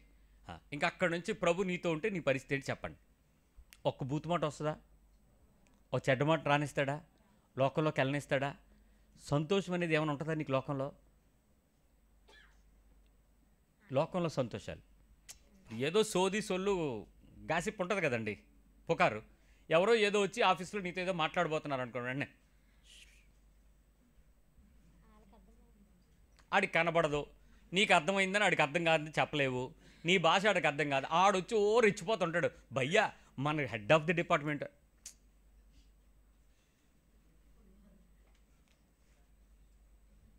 నువ్వెంత బిగుసుకుపోతున్నా ఆడికి అర్థం అవ్వదు. ఏడబా మళ్ళీ నిన్ను ఒకటి కొట్టి నీ మీద పరాసుకెళ్ళాడు జోక్లేదు. అప్పుడు ఆయనకి ఏం అర్థం అవుద్దు నువ్వు ఎలా తోడువో? ఒక్క పూట ఆయన మీతో నడిపిస్తే ఏమవుద్ది అడగండి మీ పక్కని. మా పనమ్మాయిని ఒకసారి మామూలుగా అన్నాను, నేనేమన్నాను, నువ్వు చేసే ప్రతి పని దేవుడు చూస్తున్నాడు, జాగ్రత్తగా చేయాను. మరుసటి రోజు అమ్మాయి ఏముందో తెలుసు, బాబు ఉల్లిపాయలు తీసుకెళ్ళలేదా అంది. నేనేమన్నాను అసలు? నిన్ను దేవుడు చూస్తున్నాడు అనడం ఏంటి, నేను తీసుకెళ్ళలేదని చెప్పడం ఏంటి? దానికున్న భయం మనకు లేదర్రా. ప్రతిరోజు పొద్దున్న లేసి మోకాళ్ళు వేస్తారు మంచం మీదే, మడతెడతారు దుప్పట్లో, ప్రభు నీ సన్నిధి నాతో ఉందని ఒక పాట పాడేసుకుంటారు. రోజంతట్లో దేవుని సన్నిధి నాతో ఉండడం, దేవుని మార్గాలు నీతో ఉండడం నీకెందుకు నారలేదు? మరి ఇప్పుడు నీ ప్రార్థనలు శోధన ప్రార్థనలు కాదా? మోషే ఎందుకు దేవుణ్ణి అడుగుతున్నాడు ఆ విషయం? ఇక్కడ నేను చెప్తున్నా మీ పాయింట్స్ చాలా విషయాలు మీ లోపలికి వెళ్తున్నాయి, కాకపోతే మీ హృదయం మిమ్మల్ని తోసేస్తుంది. ఏమనంటే ఇది ఆయనకే చెల్లింది మనకెక్కడ అవుద్ది అని. ఆయన ఏమన్నాడు, నా సన్నిధి నీకు తోడుగా వస్తున్నాడు. ఎవరికి? అందరి విషయంలో చెప్పాడే. మరి ఈరోజు ఆ వాగ్దానాన్ని ఎందుకు స్వతంత్రించుకోలేకపోతుంది నేటి క్రైస్తవ్యం? వన్ డే, ఒక ఫుల్ డే, పగలే, మళ్ళీ రాత్రి వద్దు, నువ్వు నిద్రపోతావు, ఆయన ఎక్కడికి వెళ్తాడులే, ఆయన నిన్ను వదిలిపెడతాడు. సో ఒక్క పగలు కొన్ని గంటల పాటు నీతో పాటు ఆయన నడిస్తే ఏమనడర్రా? నువ్వు ఫోన్ పట్టుకుని ఇలాగ అనగానే ప్రభు మాట వినపడింది అనుకోండి, ఏం చేస్తావు? ఏం చేస్తావు చెప్పు? నువ్వేం చూడాలనుకుంటున్నావో దేవుడు ఆయన డైరెక్ట్ చేస్తాను అని చెప్పి నీకు తెలియకుండానే స్క్రీన్లన్నీ మారిపోయి సక్సెస్ తీసేసి బైబిల్ స్టార్ట్ అయిపోయింది అనుకోండి, అక్కడ ఏమైపోతావు? దయ్యం చిచి ఫోన్ ఏదో అయిపోయిందని చెప్పి సర్వీస్ సెంటర్కి కదా పరిగెడతావు. ప్రభు నాడు ఎందుకు అనుకోవు? నేను ఇప్పటికి అలాగే ఆలోచిస్తుంటాను, ప్రభు ఈ రోజు నువ్వు నా ఫోన్లోకి వచ్చేస్తావు, రేపు పొద్దున్నే వస్తుంది నాకు నోటిఫికేషన్, లాస్ట్ వీక్ కంటే ఈ వీక్ నువ్వు గంటన్నర ఫోన్ తక్కువ వాడావని నాకు రావాలంతే. ఎవ్రీ వీక్ గంటన్నర తక్కువ వాడావు, అప్పుడు చూస్తాను ఏ యాప్లు తక్కువ వాడానా, రైట్ ఇది తగ్గించానా, రైట్ ఇది తగ్గిందా, ప్రభువా నీకు కృప ఇచ్చావు స్తోత్రం. నేను పెంచుకున్న యాప్స్ ఇదిగో, నేను స్టడీ చేసిన మెటీరియల్ ఇది దీనిలో ఎక్కువసేపు వాడావు, ఇది పెరిగిందా లేదా అది నేను చూసుకోవాలి. నా పోరాటాలు నాకుంటాయి. ఈరోజు నీ ప్రార్థన ఏంటి? నువ్వు చేసే ప్రార్థనలన్నీ నీ వ్యక్తిగత పరిశుద్ధమైన దేవుని నడిపింపు కొరకు చేసే ప్రార్థనలేనా? మాట్లాడరే. నీ సన్నిధి కావాలి, నీ నడిపింపు నాకు చెప్పు, నీ మార్గం నాకు తెలియాలి, నేను అక్కడికి వెళ్తున్నాను, ఏం మాట్లాడాలో నా నోటికి మాటగా ఉండు, నేను అక్కడికి వెళ్తున్నాను, వాళ్ళ మీద నా కోపం ఉంది, నేను ఎక్కడైనా రెచ్చిపోతానేమో, but you should control me Lord. నా చేతులు, నా శరీరం, నా హావభావాలు అంత కృపలో ఉండాలి ప్రభువా, నన్ను నడిపించి ఈరోజు. ఇదిగో నా పగవాడి దగ్గరికి వెళ్తున్నాను, ప్రేమించడానికి, ముద్దు పెట్టడానికి సహాయం చేయి, హృదయం విశాలపరచు, నా మార్గాలలో నేను ఎక్కడా కూడా తిరిగి వెనక్కి వెళ్ళిపోకుండా, ఆయాసాన్ని తెచ్చుకోకుండా, క్రోధము నాలో ఉండకుండా నువ్వు నాకు సహాయం చేయి, నీ మార్గం నాకు బోధించు. ఇలాంటివేనా ప్రార్థనలు? మరి ఏంటర్రా భక్తి పరాకాష్ట? నీకు నచ్చిన ప్రార్థన చేసి నీకు నచ్చిన సమాధానం తేవడానికి యేసుప్రభువా నేను చెప్తున్నాను. నువ్వు తప్పుదారిలో యేసుప్రభు దగ్గరికి వచ్చావు, వదిలేయి. ఇప్పటికైనా మించిపోయింది లేదు, వదిలేసి వెళ్ళిపో. ఏ కొండో పట్టుకో చెప్పులో కాళ్ళలో, బతుకుతావు కొద్ది రోజులు సంతోషంగా. అయినా అదేదో భక్తి అనుకుని పో అంతే. కానీ క్రీస్తు దగ్గరికి వస్తే మాత్రం నీకు నచ్చిన భక్తి జరగదు, ఆయన చెప్పినట్టు జరుగుద్ది. అందుకే ఇన్ని వేల మంది క్యారెక్టర్లు ఇన్ని పరిస్థితుల మధ్యలో వాళ్ళు చేసిన ప్రార్థనలు నీ చేతుల్లో పెట్టాడు. ఎంత పుస్తకం ఎందుకు ఇచ్చాడు? పరిశుద్ధ గ్రంథం అని పేరు పెట్టి దాని ప్రకారం నువ్వు నడవడానికి కావాల్సిన ఉపదేశం ఉంది అక్కడ. అది సత్యజీవ మార్గం, అది సనాతన ధర్మం. అది ఇంత పరిశుద్ధమైన జీవిత మార్గాన్ని నీకు ఇచ్చిన తర్వాత కూడా నువ్వు దాన్ని పట్టుకోకుండా దాన్ని కేవలం షో పీస్ లాగా పట్టుకుని తిరుగుతానంటే, బైబిల్లో అల్మారాలో 4 మొక్కలు పెడతానంటే ఎలా అవుతుంది అది బైబిల్? ఇంకో మాట చెప్తాను. కీర్తన 51కి రండి, 11వ వచనంకి రండి. దావీదు భక్తుడు ప్రార్థన చేస్తాడు. ఎట్లా ప్రార్థన చేస్తాడో చూద్దాం. 51:11. కీర్తన 51ని మీరు గుర్తుపెట్టుకోవాల్సింది ఏంటంటే, దావీదు తిరిగి రిపెంట్ అయిన తర్వాత వచ్చినప్పుడు చేసినటువంటి ప్రార్థన ఇది.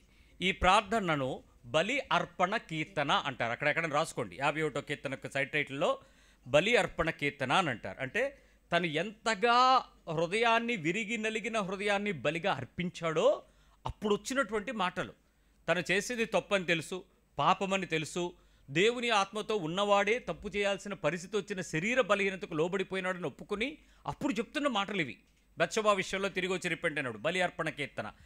బలి అర్పణ కీర్తనలో 11వ వచనంలో అతను మాట్లాడుతున్న ఆ మాట ఏంటో చూడండి. నీ సన్నిధిలో నుండి నన్ను త్రోసివేయకము, నీ సన్నిధిలో నుంచి నన్ను తోసేదు, నీ పరిశుద్ధాత్మను నా యొద్ద నుండి తీసివేయకము. ఏంటి అతని రిక్వెస్ట్?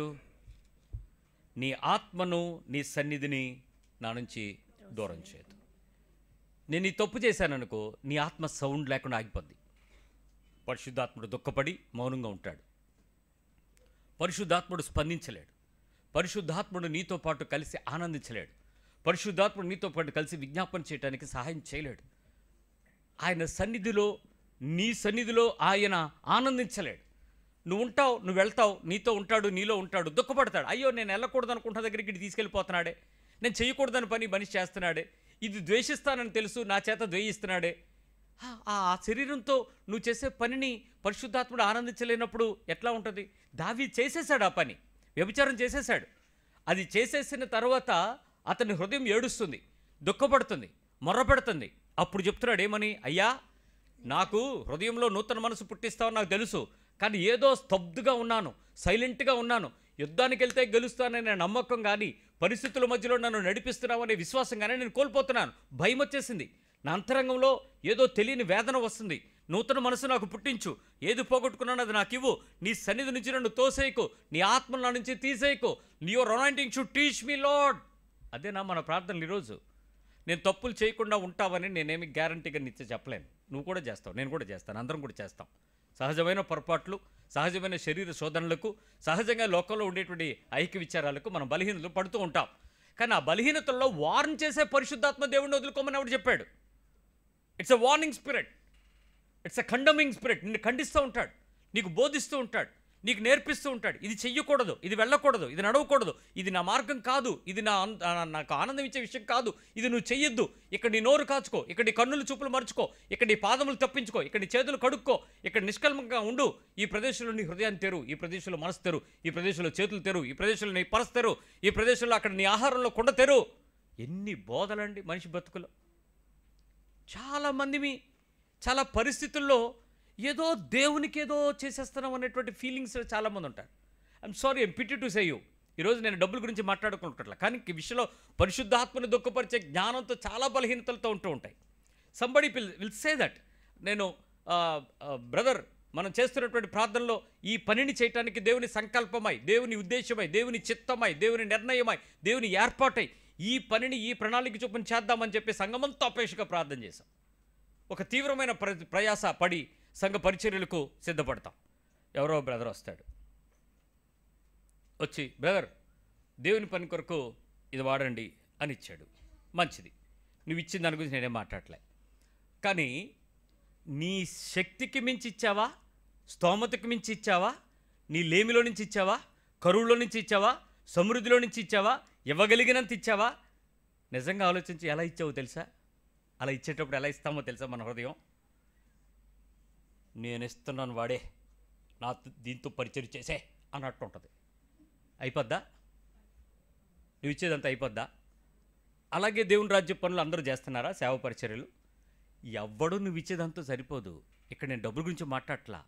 నీ ఎఫర్ట్తో నువ్వు చెప్పే పదాల్లో నువ్వు సంపాదించుకోవడానికి భాగ్యం కలిగించేసిన దేవుని దగ్గర నుంచి సంపాదన అంతటిలోనూ నువ్వు దాచుకోగలిగినంత దిమ్మదేరా సంతోషంగా ఉంటూ కూడా ఆ పని యొక్క భారంలో నీ హృదయంలో మరి ఇంకో సంఘంలో ఇంకో పద్ధతిలో ఎలా చేయగలిగాము అని అంటే అక్కడే నువ్వేదో దేవుడికి చేస్తున్నట్టు చేస్తావే, ఆ బాధ నేను పడేది నువ్వు ఇస్తున్న దాని గురించి కాదు. I'm not talking about the money what you are giving, I'm not talking about the quantity of the money you are giving, the nature of the giving శోధించబడడం అంటది. తీసుకునేటప్పుడేమో దేవా స్తోత్రమా, ఇచ్చేటప్పుడేమో అయ్యో ఇది చాలులే, ఇంతకన్నా ఎక్కువ ఎందుకులే, సరిపోద్దలే. ఇక్కడ ఇచ్చే దేవునితో నీ హృదయం ఎలా ఉంది? దేవుడు క్యాలిక్యులేట్ చేసేది అదే. ఇప్పుడు నువ్వు ఎంత ఇచ్చినా దేవుడు నీకు ఇస్తాడరా, దాని గురించి అసలు పట్టించుకోవద్దు. God is never considered about your quantity. It is ఎప్పుడు కూడా క్వాంటిటీని దేవుడు చూడు, క్వాలిటీనే చూస్తాడు. How fairly your heart is belongs to, అంతేగాని దీని గురించి కాదు. సో ఇచ్చే పరిస్థితుల్లో మన మనసు ఏదో దేవుడికేదో సేవ చేస్తానంటే ఎలా అవుద్ది? అది తప్పు కదా.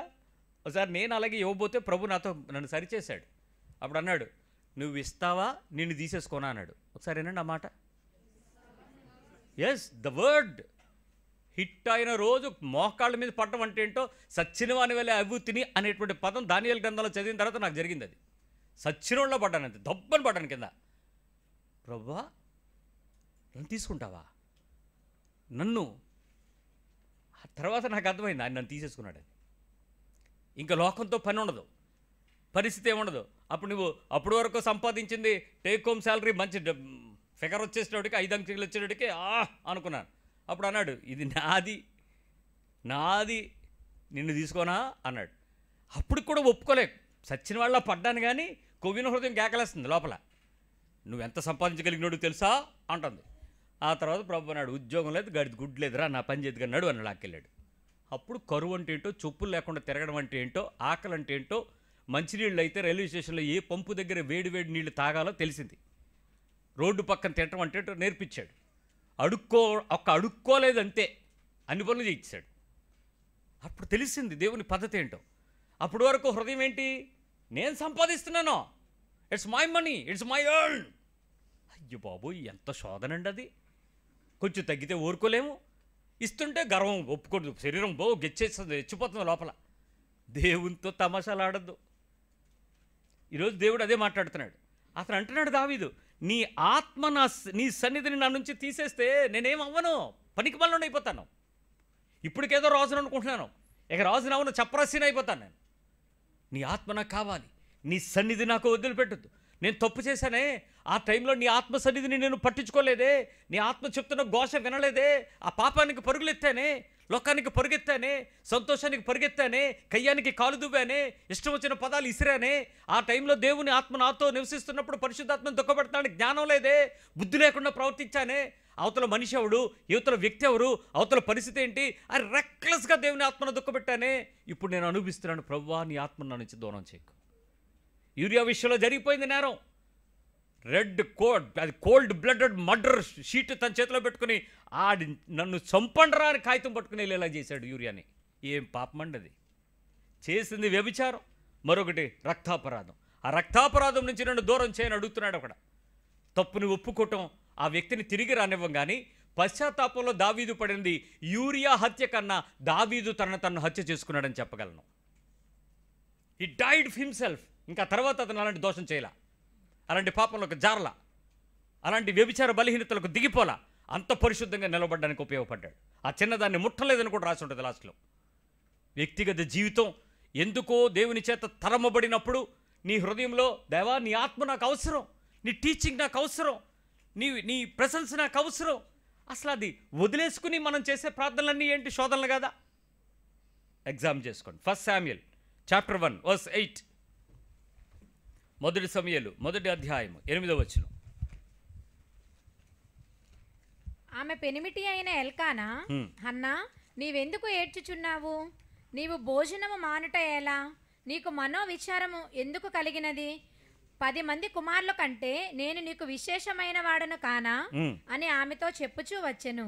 వారు సిలోహులో అన్నపానములు పుచ్చుకొనిన తరువాత హన్నా లేచి యాజకుడైన ఏలీ మందిర స్తంభము దగ్గరనున్న ఆసనము మీద కూర్చొని ఉండగా బహు దుఃఖాక్రాంతురాలై వచ్చి యెహోవా సన్నిధిని ప్రార్థన చేయుచు బహుగా ఏడ్చుచు. ఒక్క నిమిషం. ఈమె ఏడుస్తుంది, హన్నా ప్రార్థన చేస్తుంది.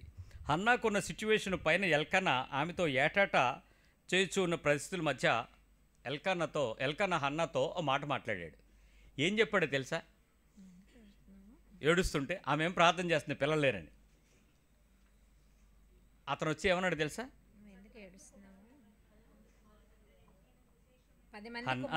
నీవెందుకు ఏడ్చున్నావు? నీ భోజనం మానట ఎలా? నీకు మనోవిచారం ఎందుకు కలిగింది? 10 మంది కుమారుల కంటే నేను నీకు విశేషమైన వాడిని కాదా అని ఆమెతో చెప్పుతూ వచ్చాను. ఈ పదం ఎందుకు రాశాడు?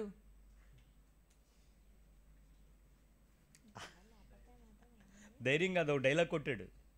ఆ డైలాగ్ ఆమె ఫ్లాట్. అదనమాట ఆ డైలాగ్. భార్యలు కొన్ని రకాల ఏడుపులు ఏడుస్తుంటే భర్తలు కొన్ని రకాల సూతన్స్ వాడతారు. స్మూతీగా దిగిపోద్ది అది. ఆ తర్వాత ఆవిడ ఏడవడదు, టక్కన మర్చిపోద్ది అంతే. ఆ ఐస్ బొంబైపోతారు, అది కరిగినట్టు కరిగిపోద్ది. ఆ భర్తకే తెలుసు ఆ మ్యాజిక్. ఎల్కానాకు తెలుసు ఆ మ్యాజిక్. ఏటేటా అన్నాడంటే ఎన్ని సంవత్సరాల నుంచి ఏడుతుంది, ఎన్ని సంవత్సరాలు డైలాగ్ కొడుతున్నాడు. నీకు 10 మంది కొడుకులుంటే నేను కాదా అన్నాడంట. అంతే. అవునండి, అసలు నువ్వు ఉంటే నాకు చాలు, పిల్లలతో పనే ఉందలే అని అనుకుంటుంది. కానీ లోపల మాత్రం ఏడుపు ఆగట్లే. ఇప్పుడు కూడా భార్యాభర్తల మధ్య మీరు అలాంటి వారైతే మీరు ధన్యులు. భార్యలరా మీరు ధన్యులు. పిల్లలుంటే ఎంత, లేకపోయినా నువ్వు ఉన్నావు నాకు చాలు అనండి. నీ భర్త పొంగిపోయి ఎవరెస్ట్ శిఖరం ఎక్కినట్టు జెండా పట్టుకుని వెళ్ళిపోయి ఎక్కడో ఫోటో తీసుకుని మార్ఫింగ్ ఎడిటింగ్ చేయించేసి ప్రొఫైల్ పిక్లో పెడతాడు ఆ రాత్రి. ఏమని? ఐ వన్ అని. అంటే అర్థం ఏంటంటే వాళ్ళ ఆవిడ లోబడిందని, వాళ్ళ ఆవిడని గెలిచాడని. అంతే. ఎల్కానా గెలిచాడు, హన్నా ఓడిపోయింది. హన్నాకు దిక్కు దేవుని సన్నిధి. వెళ్ళి ఒకటే ఏడుపు. కానీ ఆవిడ మాట్లాడుతున్న మాట బాగుంది, కానీ ఎల్కానా మాట వదిలేసి ఆ తర్వాత బాధపడిపోతూ చేస్తున్నాడండి. ఏడుస్తుంది. ఏమని ఏడ్చింది? దుఃఖాక్రాంతులై యెహోవా సన్నిధికి ప్రార్థన చేయొచ్చు బహుగా ఏడ్చుచు, సైన్యములకు అధిపతివగు యెహోవా, నీ సేవకురాలనైన నాకు కలిగి ఉన్న శ్రమను చూచి నీ సేవకురాలనైన నన్ను మరొక జ్ఞాపకము చేసుకుని నీ సేవకురాలనైన నాకు మగపిల్లను దయచేసిన ఎడల వాని తల మీద క్షౌరపు కత్తి ఎన్నటికీ రానియక. మగ పిల్ల కాదు, మగపిల్లను. సరిగ్గా చూడు. మగ తెలుగు బయట చాలా పర్ఫెక్ట్గా ఉంటుంది బైబిల్. అలాంటి కొన్ని పదాల దగ్గర గట్టిగా పట్టుకుంది. పిల్లలను పిల్లలను పిల్లలను దయచేసిన ఎడలా.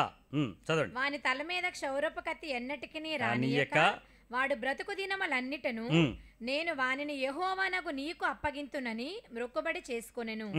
ఆమె యెహోవా సన్నిధిని ప్రార్థన చేయుచుండగా ఏలీ ఆమె నోరు కనిపెట్టుచుండెను. ఆమె ఏం చేసింది?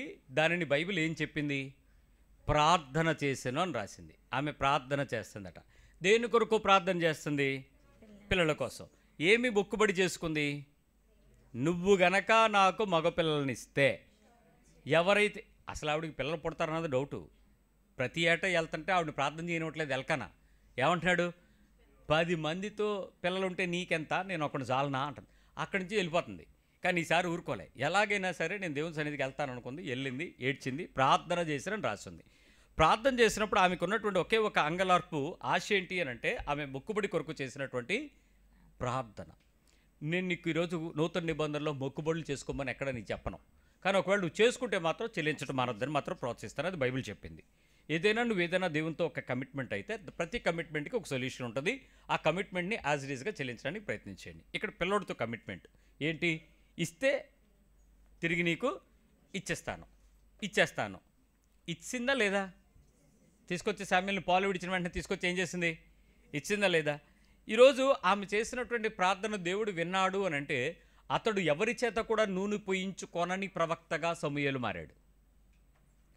ఫస్ట్ సమూయేలు దేవుని ప్రవక్తగా మారటంలో అతడు బాల్య దినముల యందు మందిరావరణంలో తిరుగుతుండగా దేవుని స్వరమే అతనికి అభిషేక స్వరంగా మారిపోయింది.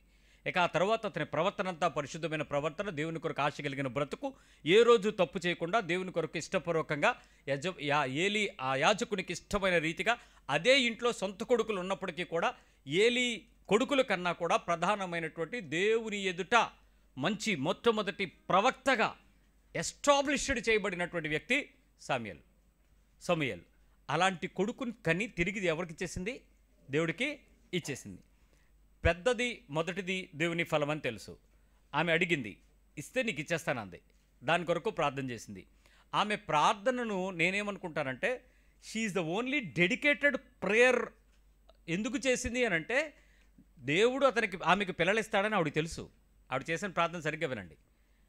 ఆవిడకి ఎన్నో సంవత్సరాల నుంచి గర్భం లేకుండా ఉన్నా దేవుడు తనకి పిల్లల్ని ఇస్తాడని దేవుడి మీద తనకు నమ్మకం ఉంది. తనకు కావాల్సిన నమ్మకం ఏంటంటే ఇచ్చిన తర్వాత నీకివ్వడం కొరకు నన్ను నేను సిద్ధపరచని ప్రార్థన చేస్తుంది. నువ్వు నాకు ఇచ్చేస్తావు, ఇచ్చేసింది నేను తిరిగి నేను వాడేసుకుంటాను, నా కొడుకు నా బంగారం, నా ఇల్లాలు, నా సంత, ఎంతసేపు మందే కదా, నువ్వు నాకు ఇస్తావు కదా, ఆ మొక్కుబడి నేను చేస్తున్నానే, అది నీకు తిరిగి చెల్లించడానికి కావాల్సినట్టు నన్ను ప్రిపేర్ చేయి. అది ప్రార్థన. మన ప్రార్థనలు ఏంటి? అది ఎలా చెల్లించాలో దానికి నన్ను ప్రిపేర్ చేయి. శోధన ప్రార్థనలు ఏంటి చెప్పండి? ప్రభువా, నువ్వు నాకు ఉద్యోగం ఇస్తే ఫస్ట్ శాలరీ నీది, రిమైనింగ్ అంతా నాది. ఫస్ట్ శాలరీ నీది, రిమైనింగ్ అంతా నాది. ఆ ఫస్ట్ శాలరీ తీసుకొచ్చి దేవునితో ఒప్పుదల చేసుకున్నాడంట అతను. పాపం జాయిన్ అయిందేమో 21వ తారీఖు, జీతమేమో 9 రోజులకు వచ్చింది. ఫస్ట్ శాలరీ అంతా కవర్లో పెట్టి, పాస్టర్ గారు ఇది మా అబ్బాయి ఫస్ట్ శాలరీ, సెలవు ఇవ్వలేదు, ఇప్పుడే కదా జాయిన్ అయ్యాడు, కాబట్టి ఇది మీది, దేవుని పనికి, దేవుని కొరకండి, దేవునికి స్తోత్రం. అమ్మ అక్కడ పెట్టారు. ప్రభువా, ఇదిగో నీ సేవకుడు తను నీతో తీర్మానం చేసుకున్నట్టున్నాడు, ఒప్పందపడినట్టున్నాడు, మొక్కుబడి చేసుకున్నట్టున్నాడు, చెల్లించడానికి తన హృదయపూర్వకంగా ఆశతో అడిగాడు, నువ్వు ఇచ్చావు. ఇచ్చిన దానికి ప్రతిఫలంగా అతను ప్రారంభమైంది మొదటిది నీకు ఇస్తానన్నాడు. ఇదిగో అతను నీకు ఇచ్చాడు, అది నీ పరిచర్యలు ఎక్కడ వాడాలో నాకు నేర్పించు, నీ జ్ఞానం చొప్పుందని ఖర్చు పెట్టడానికి సహాయం చేయి, తిరిగి అతని గోడాముల్లో కొట్లు తొట్లు నింపబడేంత వరకు నన్ను మానక కునుకక నిద్రపోక ప్రార్థించడం నాకు నేర్పించు, నాకు బలమివ్వు. దాని విషయంలో నేను ఎక్కడా శోధించబడక, నా గురించి కానీ నా సొంత ఆరోగ్య సంబంధమైన హృదయ సంబంధమైన విషయాలకు దాన్ని వాడక నీ రాజ్యానికి ఖర్చు పెట్టేటట్లు దాన్ని మెలకుగా జ్ఞానం ఇచ్చి నన్ను నడిపించు. యేసు నామములో ప్రార్థిస్తున్నాను, ఆమెన్. ప్రార్థన చేశాను. అమ్మగారికి వందనాలు చెప్పాను. అమ్మ, మీ అబ్బాయి కోసం నేను ప్రార్థన చేశానని చెప్పండి. అతను ఏ మొక్కుబడి చేసుకున్నాడో ఆ మొక్కుబడి ప్రకారం నేను ప్రార్థన చేశాను. దేవునికి కృతజ్ఞతలు. అయిపోయింది. ఇంకా నెక్స్ట్ మంత్ నుంచి నాకు కనబడ్డు.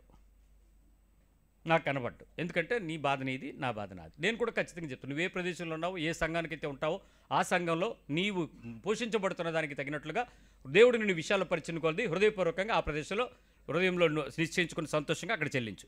అంతేగాని ఇక్కడ మా తల్లి సంఘం, మా తాత సంఘం ఏం లేదు. నువ్వు ఎక్కడ చర్చికెళ్తే అదే సంఘం, అక్కడే ఖర్చు పెట్టు, అక్కడే ఇవ్వు, నువ్వేమైనా ఇవ్వాలనుకుంటే అని చెప్పి పంపిస్తాను. సో నేను మర్చిపోయాను. ఆ తర్వాత ఈ వచనాలు చదివేటప్పుడు దేవుని ఆలోచన చాలా స్పష్టంగా ఉంది. నువ్వు వేసుకున్న కమిట్మెంట్ ఏంటి? The first salary. ఇప్పుడు లాజిక్గా ఎగ్గొట్టాలంటే మీరు చెప్పే సమాధానం ఏంటి? 9 రోజులే కదా శాలరీ, 21 జాయిన్ అయ్యాను, 31 వరకు ఇచ్చారు, 9 రోజులే కదా శాలరీ, ఆ నెల శాలరీ అంతే కదా. లాజిక్కా కదా? లాజిక్కే. నీ హృదయంలో నువ్వు శోధించబడుతున్నావు అని చెప్పడానికి లాజిక్కే కారణం. ఇలాంటి చాలా లాజిక్లు మన హృదయాల్లో ఉంటాయి, చాలా పోరాటాలు ఉంటాయి, చాలా వేదనలు ఉంటాయి. ఇక్కడ నువ్వు ఎవరికి ఇస్తున్నావు? ఇదే సాధన. పాస్టర్ గారికి ఇచ్చేస్తున్నట్టు, చర్చికి ఇచ్చేస్తున్నట్టు, దేవుడికి ఇస్తున్నావు అనే హృదయం నీకుంది, కాదంట్లా. కానీ మధ్యలో చేసే పరిస్థితుల మధ్య కొన్ని నీకు మానసికంగా అంగీకరించనివ్వని బలహీనత. ఆలోచించండి. శోధించబడే ఈ బలహీనతల్లో నువ్వు చేస్తున్నటువంటి ప్రార్థనలు శోధన ప్రార్థనలుగా మారడం అవసరమా? సంతోషంగా దేవునితో ఆనందించే జీవితాలు ఎందుకు మనకు లేవు? ఈ గివింగ్ అనేది నీకు ఇక్కడ ఒక్కచోటే మాట్లాడా, దాని గురించి డబ్బుల గురించి ఒత్తిడి అవ్వకండి. మీ హృదయమును ఇచ్చే హృదయాన్నే దేవుడు చూస్తాడు తప్ప, ఇచ్చే మనసునే చూస్తాడు తప్ప నువ్వు ఇస్తున్నటువంటి ఫికర్ని కాదు కదా ఆయన చూసేది. లాజిక్ ఏంటి? సో ఇప్పుడు ఆలోచించు. నీ జీవితంలో నువ్వు చేసే ఏ ప్రార్థనలైనా నీ మనస్సాక్షిని ప్రతిఫలింపచేసేలాగా దేవుని నీతిని చూపించాల్సి వస్తే అక్కడ దేవుని కనపరచగలవా? నీ ఆశ కోరికల్ని దేవుడు తీర్చడానికి మాత్రమే దేవునితో ఒప్పందాలు చేసుకోవడానికి ఇష్టపడతావా? నేను ఇంకోటి కూడా అడుగుతా, ఇస్తే ఇస్తానా, ఇవ్వకపోయినా పర్వాలేదా? మన కమిట్మెంట్ విత్ గాడ్ ఏంటి? ఇస్తే ఇస్తానా, ఇవ్వకపోయినా పర్వాలేదా? మాటలు రాట్లా. ఇవ్వాలి కదా, దేవుడు నాకు ఇవ్వకపోతే ఎలాగా? ఇక్కడ నేను చెప్పేది ఆమె చేసేటువంటి ప్రార్థన ఎంత విలువగా ఉంది, ఆమె చేస్తున్నటువంటి హృదయము ఎంత తీవ్రమైన వేదంతో ఉంది. అతడు కోరుకుంటున్నది నువ్వు నాకు ఇస్తే నీకెందుకు ఇస్తానంటదండి. మీకు అర్థం కాలే? నువ్వు నాకు ఇయ్యని కోరుకుంటుంది కానీ నీకు ఇస్తానని ఎందుకు కోరుకుంటుంది? ఆవిడ కావాల్సింది పిల్లలు, ఆవిడకి అనేసి తీసుకెళ్ళి ఆవిడకో ఇచ్చేస్తే ఆవిడకి ఇచ్చినట్టే ఇవ్వనట్ట. మరి ఆవిడకి కావాల్సింది ఏంటి? పిల్లలు. అది నీకు ఇచ్చేస్తాను ఎందుకు అంటుంటుంది? మీరేమంటారు? ప్రభు నువ్వు నాకు ఉద్యోగం నీకు ఇచ్చేస్తానంటావా? అంటే ఇక్కడే మారిపోయింది నీ మనసు. ఇవ్వాలి, ఇచ్చిన తర్వాత డబ్బులు నాకు, దశంబాగు నీకు, 90 నాకు. ఇక్కడే మారిపోయింది వ్యాపారం. ఆవిడేమంటుంది? మొత్తం నాకి నేను నీకు ఇచ్చేస్తా అంటుంది. That is something difference in the heart. శోధించబడనప్పుడు నీ మనస్సుని దేవుడు ప్రేరేపించినప్పుడు చేయించే ఆత్మ ప్రార్థనతో నువ్వు శోధించబడని కార్యాలు చూడగలవు. ప్రేయర్లోనే మార్పు జరగాలి. ఎంతసేపు మీ టార్గెట్ ఏంటంటే to get something from God. No, not to get something. అది శోధన. అలాంటి ప్రార్థనలకు జీవితకాలం శోధిస్తూనే ఉంటారు, మీ జీవితాలు గడుస్తూనే ఉంటాయి. అది మాత్రం రాదు. మేము మాత్రం చెప్తాం ఏం పర్లేదు, నెక్స్ట్ విశ్వాసం ఉంచండి. ఏ విశ్వాసం ఉన్నా రాదు. అది ప్రాబ్లం ఏంటంటే నీ రూటే తప్పు. సో ఆలోచిద్దాం. ఈ రాత్రి కొంచెం సమయం తీసుకుని దేవుని దగ్గరికి వెళ్ళి, ప్రభువా నా ప్రార్థనల్లో శోధన ఉందా? నా ప్రార్థనే శోధన. ప్రార్థన చేద్దాం.